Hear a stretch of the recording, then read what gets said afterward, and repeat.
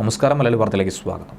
ഇന്ന് കേരളത്തിൽ ഡിവൈഎഫ്ഐയുടെ നേതൃത്വത്തിൽ സംസ്ഥാന വ്യാപകമായി മനുഷ്യച്ചങ്ങല സംഘടിപ്പിച്ചിരുന്നു. കേന്ദ്ര സർക്കാരിൻ്റെ നയങ്ങൾക്കെതിരെയാണ് മനുഷ്യച്ചങ്ങല തീർത്ത് ഡിവൈഎഫ്ഐ പ്രതിരോധം ഏർപ്പെടുത്തിയത്. കാസർഗോഡ് മുതൽ തിരുവനന്തപുരം വരെയാണ് മനുഷ്യച്ചങ്ങല ഉണ്ടായിരുന്നത്. കാസർഗോഡ് റെയിൽവേ സ്റ്റേഷന് മുന്നിൽ നിന്നും തിരുവനന്തപുരത്തെ രാജ്ഭവൻ വരെയാണ് മനുഷ്യച്ചങ്ങല ഉണ്ടായിരുന്നത്. അപ്പോഴാണ് ഈ സാഹചര്യത്തിൽ സർക്കാരിനെ തന്നെ വെല്ലുവിളിച്ച് പ്രതിപക്ഷ നേതാവ് രംഗത്തെത്തിയിരിക്കുന്നത്. അക്കാര്യം തുറന്നു പറയാൻ ധൈര്യമുണ്ടെങ്കിൽ അത് ചെയ്യുക എന്നാണ് പറഞ്ഞിരിക്കുന്നത്.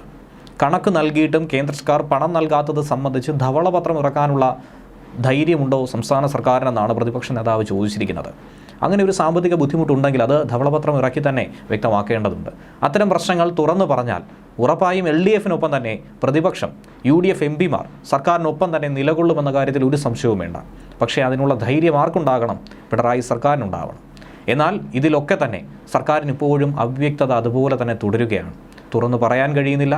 എല്ലാ തരത്തിലും ഒരു പുകമറ സൃഷ്ടിച്ചുകൊണ്ടേയിരിക്കുന്നു. ഇതിൽ തന്നെയാണ് അസ്വാരസ്യങ്ങൾ നിലനിൽക്കുന്നതും ഒരു കാരണവശാലും സർക്കാരിനെ വിശ്വസിക്കാൻ കഴിയാത്തൊരവസ്ഥയിലേക്ക് കാര്യങ്ങൾ കൊണ്ടുചെന്ന് എത്തിക്കുന്നതും. നിലവിലുണ്ടായിരിക്കുന്ന വിവാദങ്ങളും അതിൽ മറുപടി പോലും നൽകാതെ ഒഴിഞ്ഞു മാറുന്ന സാഹചര്യവും നമ്മളേവരും കണ്ടതാണ്. അപ്പോഴാണ് ഇങ്ങനൊരു വെല്ലുവിളി കൂടി സംസ്ഥാന സർക്കാരിന് മേൽ എത്തിച്ചേർന്നിരിക്കുന്നത്. സംസ്ഥാനങ്ങളുടെ വിഹിതം നീതി ആയോഗ് നിശ്ചയിക്കുന്നതിൽ പ്രധാനമന്ത്രി ഇടപെടാൻ പാടില്ല. 2011 സെൻസസിൻ്റെ അടിസ്ഥാനത്തിലാണ് കേരളത്തിനുള്ള വിഹിതം കുറച്ചിരിക്കുന്നത്. ജനസംഖ്യാ നിയന്ത്രണം ഏർപ്പെടുത്തിയ സംസ്ഥാനമാണ് കേരളം. അതുകൊണ്ട് അതിൻ്റെ പേരിൽ ഒരിക്കലും വിഹിതം കുറയ്ക്കാനായി പാടില്ല. ഇക്കാര്യം നിവേദനമായി UDF MPമാർ കേന്ദ്ര ധനമന്ത്രിയെ രേഖാമൂലം അറിയിച്ചിട്ടുണ്ട്. ധനകമ്മീഷൻ അധ്യക്ഷനെ MPമാർ കാണുകയും ചെയ്യും. തൃശ്ശൂരിൽ CPM BJP സഖ്യം വളരെ വ്യക്തമായി തന്നെ ഏവർക്കും മനസ്സിലാക്കാവുന്നതാണെന്നാണ് പ്രതിപക്ഷ നേതാവ് ആരോപിക്കുന്നത്. നിയമസഭാ തിരഞ്ഞെടുപ്പിലേതുപോലെ തന്നെ കരുവന്നൂർ മാസപ്പടി അന്വേഷണങ്ങൾ ലോക്സഭാ തിരഞ്ഞെടുപ്പ് അടുക്കുമ്പോൾ ഉണ്ടാകുന്ന ഒത്തുതീർപ്പിലേക്ക് അവസാനിക്കും. ലോക്സഭാ തിരഞ്ഞെടുപ്പിൽ കോൺഗ്രസ് BJPയുമായി സഖ്യമുണ്ടാകുമെന്ന് വിഡ്ഢികൾ മാത്രമേ പറയൂ എന്നും അദ്ദേഹം പറയുന്നു. കോൺഗ്രസ് സീറ്റുകൾ കുറയ്ക്കാൻ ദേശീയ തലത്തിൽ BJP ശ്രമിച്ചുകൊണ്ടിരിക്കുന്നു. എന്നാൽ മനുഷ്യച്ചങ്ങലയിൽ ഇന്ന് ആയിരങ്ങൾ അണിനിരന്നൊരു കാഴ്ച നമുക്ക് തലസ്ഥാന നഗരിയിൽ നിന്നും കാണുവാനായി സാധിച്ചു. അതിൻ്റെ വീഡിയോ ദൃശ്യങ്ങളും ഇപ്പോൾ പ്രചരിച്ചുകൊണ്ടേയിരിക്കുകയാണ്. സ്ത്രീകളും കുട്ടികളും അടക്കം വലിയൊരു നിര ആബാലവൃദ്ധം ജനങ്ങൾ തന്നെയാണെന്ന് മനുഷ്യച്ചങ്ങല തീർക്കാനായി സംസ്ഥാനത്തുടനീളം എത്തിച്ചേർന്നിരുന്നത്. വലിയ ജനപ്രവാഹം നമുക്ക് കാണുവാനായി കഴിഞ്ഞു. തിരുവനന്തപുരത്ത് രാജ്ഭവന് മുന്നിൽ നിന്നാണ് മാർച്ച് ആരംഭിച്ചത്. CPM സംസ്ഥാന സെക്രട്ടറി MV ഗോവിന്ദനാണ് ഇത് ഉദ്ഘാടനം ചെയ്തത്. ഡിവൈഎഫ്ഐ ദേശീയ പ്രസിഡന്റ് A റഹീമാണ് മനുഷ്യച്ചങ്ങലയുടെ ആദ്യ കണ്ണിയായി നിലകൊണ്ടത്. അദ്ദേഹം കാസർഗോഡ് നിന്നുമാണ് ചേർന്നത്.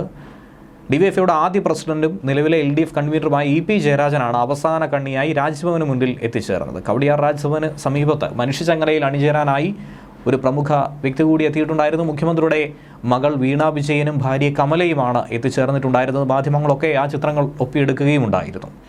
ഈ വിവാദം ഉയർന്നതിന് ശേഷം ആദ്യമായിട്ടാണ് മാധ്യമങ്ങളിൽ വീണ വിജയൻ്റെ പുറത്തുള്ള ഒരു പരിപാടിയിൽ പങ്കെടുക്കുന്ന ദൃശ്യങ്ങൾ ലഭിക്കുന്നത്. സംസ്ഥാനത്തിന് കേന്ദ്രത്തിൽ നിന്നും 2023 കിട്ടേണ്ട 64,000 കോടി രൂപയുടെ സഹായം കിട്ടിയില്ല എന്നുള്ള കുറ്റപ്പെടുത്തലാണ് ഉദ്ഘാടനം ചെയ്യുന്ന വേളയിൽ MV ഗോവിന്ദൻ പറഞ്ഞിരിക്കുന്നത്. കേന്ദ്രം സഹായിക്കാത്തത് കൊണ്ട് തന്നെ 1.7 ലക്ഷം കോടി രൂപയുടെ നഷ്ടം 7.5 വർഷത്തിനിടയിൽ നമ്മുടെ സംസ്ഥാനത്തുണ്ടായി. പല വിധത്തിലുള്ള വികസന പദ്ധതികൾ നടപ്പിലാക്കാനുള്ള നിശ്ചയദാർഢ്യം സംസ്ഥാന സർക്കാരിനുണ്ടായിട്ട് പോലും അതിനെ തകർക്കുന്ന ഒരു മനോഭാവമാണ് കേന്ദ്ര സർക്കാർ സ്വീകരിച്ചു പോരുന്നതെന്നും അദ്ദേഹം കുറ്റപ്പെടുത്തി. റെയിൽവേ യാത്രാ ദുരിതം, സിൽവർ ലൈനിന് കേന്ദ്ര അനുമതി ലഭിക്കാത്തത് തുടങ്ങിയ നിരവധി പ്രശ്നങ്ങൾ തന്നെയാണ് ഇന്ന് മനുഷ്യച്ചങ്ങല തീർത്തുകൊണ്ട് DYFI ഉന്നയിച്ചിരിക്കുന്നത്.